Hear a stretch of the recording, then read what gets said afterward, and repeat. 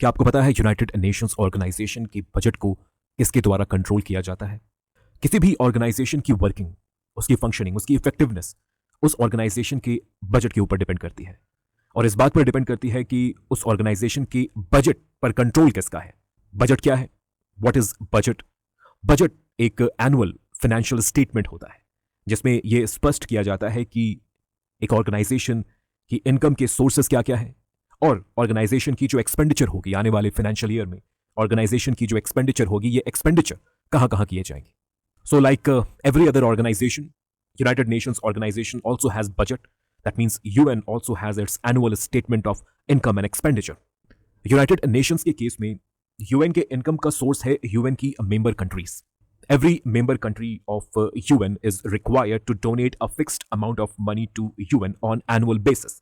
एक member country को कितना डोनेट करना है, कितना पे करना है, ये कई फैक्टर्स पर डिपेंड करता है और हर कंट्री के लिए ये अमाउंट अलग अलग होता है। जैसे एक कंट्री के द्वारा यूएन के फंड में किया जाने वाला जो कंट्रीब्यूशन है एनुअल बेसिस पर, ये उस कंट्री के इकोनॉमी के साइज के ऊपर डिपेंड कर सकता है, उस कंट्री की जीडीपी के ऊपर डिपेंड कर सकता है, उस कंट्री के पॉपुलेशन के ऊपर डिपेंड कर सकता है। लेकिन कंट्रीब्यूशन हर कंट्री को करना है, हर मेंबर कंट्री को, यूएन के हर मेंबर कंट्री को कंट्रीब्यूशन करना है, ये कंपलसरी है। आर्टिकल 17 यूनाइटेड नेशंस चार्टर के आर्टिकल 17 के क्लाउज 2 में ये क्लियरली लिखा है that if you are a member of United Nations, then you have to give the donation or the fund that has been allocated to you by UN General Assembly. UN General Assembly के द्वारा जो amount आपके लिए, आपके country के लिए fix किया गया है, वो पैसे आपको एनुअल बेसिस पर यूएन को देने होंगे। This is one of the condition of being a member of United Nations, that you have to fulfill your financial obligation to UN. तो ये हुई यूएन के इनकम की बात। बजट का जो next crucial and I think the most important aspect है वो है expenditure. The one who controls the expenditure is practically the one who controls the budget of a particular organization. And here we are talking about United Nations. तो United Nations के expenditure को जिनके द्वारा control किया जाएगा, ultimately UN के budget का control भी उन्हीं के पास होगा। अगर आप UN चार्टर के आर्टिकल 17 क्लाउज 1 को पढ़ें तो इस आर्टिकल में ये क्लियरली लिखा है कि यूएन के बजट को अप्रूव करने की power United Nations General Assembly के पास होगी। दैट मींस यूएन का जो बजट है, जो एनुअल बजट है, वो यूनाइटेड नेशंस जनरल असेंबली के अप्रूवल के बिना पास नहीं हो सकता। It is the General Assembly according to article 17 clause 1 of UN charter, it is the General Assembly from where the UN budget gets passed with 2/3 majority of vote. तो जो सवाल हमने पूछा इस वीडियो के बिगनिंग में, जो सवाल हमने पूछा that who controls the budget of UN, तो क्या इस सवाल का जवाब है United Nations General Assembly? Is the answer to our question that who controls the UN budget, is the answer General Assembly?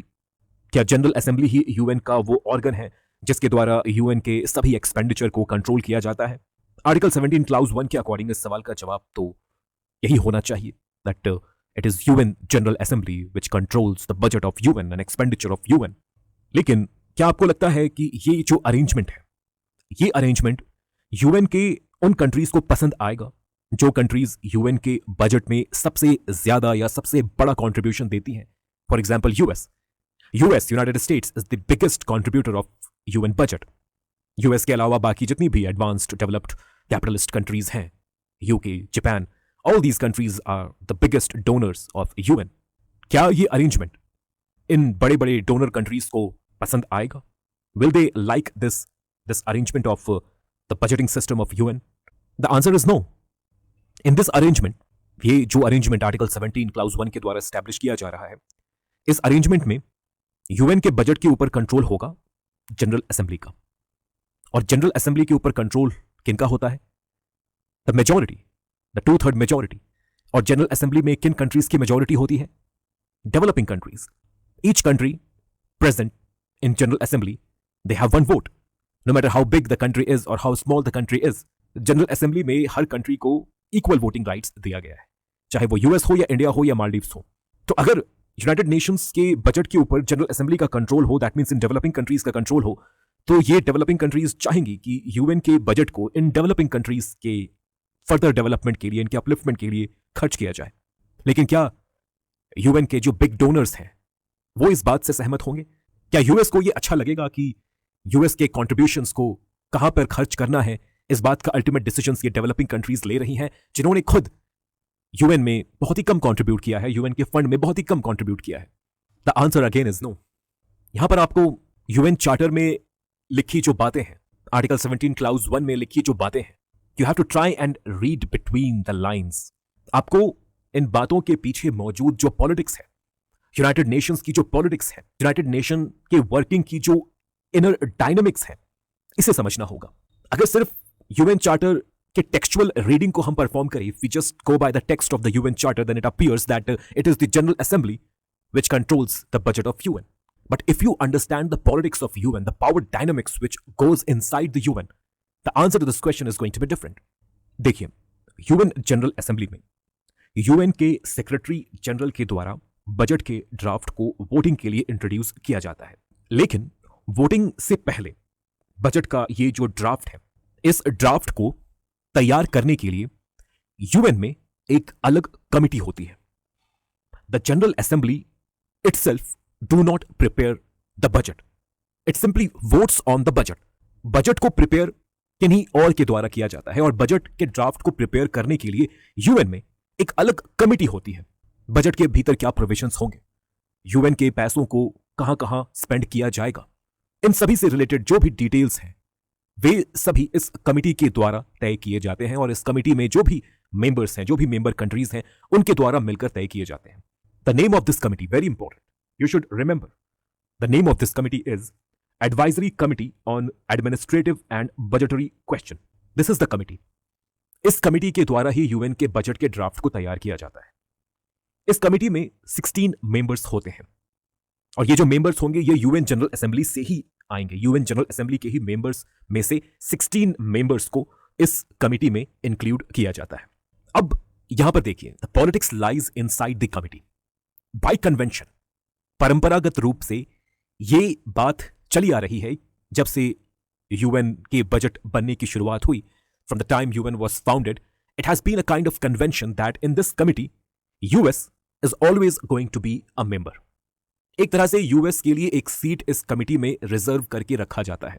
ना ही सिर्फ यूएस बल्कि और भी जो बड़ी बड़ी डोनर कंट्रीज हैं वे भी इस कमिटी में अपने रिप्रेजेंटेशन को इंश्योर करती है।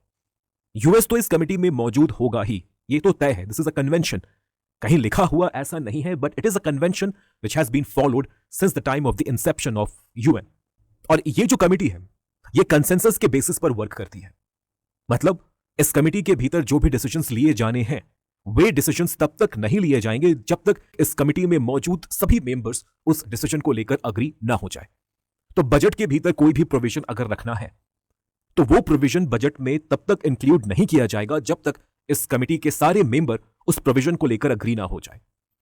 अब क्योंकि इस कमिटी में यूएस भी एक मेंबर है तो डेफिनेटली यूएस कभी नहीं चाहेगा कि यूएन के बजट में ऐसे किसी भी प्रोविजन को इंक्लूड किया जाए, ऐसे किसी भी एक्सपेंडिचर प्लान को इंक्लूड किया जाए जो कि in big donor countries, US, इन सभी कंट्रीज के इंटरेस्ट के अगेंस्ट जाते हो। यूएस तुरंत यहां पर अपने वीटो को यूज कर सकता है और क्योंकि जो डिसीजन है वो कंसेंसस के बेसिस पर लिया जाना है और अगर यूएस ने कह दिया ना, दैट मींस वो डिसीजन नहीं लिया जाएगा। तो इनडायरेक्टली आप देख सकते हैं कि इस कमिटी के थ्रू, ये जो कमिटी है यूएन के बजट को बनाने वाली, ये जो कमिटी है, इस कमिटी के थ्रू यूएन के जो बड़े बड़े डोनर कंट्रीज हैं, the best example is US, ये डोनर कंट्रीज ही यूएन के बजट को कंट्रोल करते हैं। यूएन के बजट में, यूएन के एनुअल बजट में इंक्लूड किए गए जो प्रोविजंस हैं, इन प्रोविजंस को इन बिग डोनर कंट्रीज के द्वारा, यूएसए के द्वारा ही इनडायरेक्टली कंट्रोल किया जाता है। I hope I was able to satisfy you with my answer to this question that who controls the budget of United Nations. और अगर आपने इस वीडियो को यहां तक देखा है and you think that this video has helped you in any way, then please give your feedback. Do react to the video. Your feedbacks are extremely valuable to us. Video को and करने से पहले मैं एक बार फिर आपको political science के हमारे ऑनलाइन कोर्स की जानकारी देना चाहूँगा। यूपीएससी सिविल सर्विस एग्जामिनेशन में पॉलिटिकल साइंस ऑप्शनल के लिए, यूजीसी नेट जेआरएफ में पॉलिटिकल साइंस पेपर 2 के लिए और पॉलिटिकल साइंस के बाकी सभी कॉम्पिटिटिव एग्जाम्स के लिए हमारे द्वारा पॉलिटिकल साइंस का एक ऑनलाइन कोर्स रन किया जा रहा है। इस कोर्स में मैंने पॉलिटिकल साइंस के इन सभी 10 यूनिट्स को डिटेल में कवर किया है। अगर आप इस कोर्स से जुड़ना चाहते हैं If you want to avail the benefit of this course, then do contact us through WhatsApp in the given number for further details. Thank you so much for listening. God bless.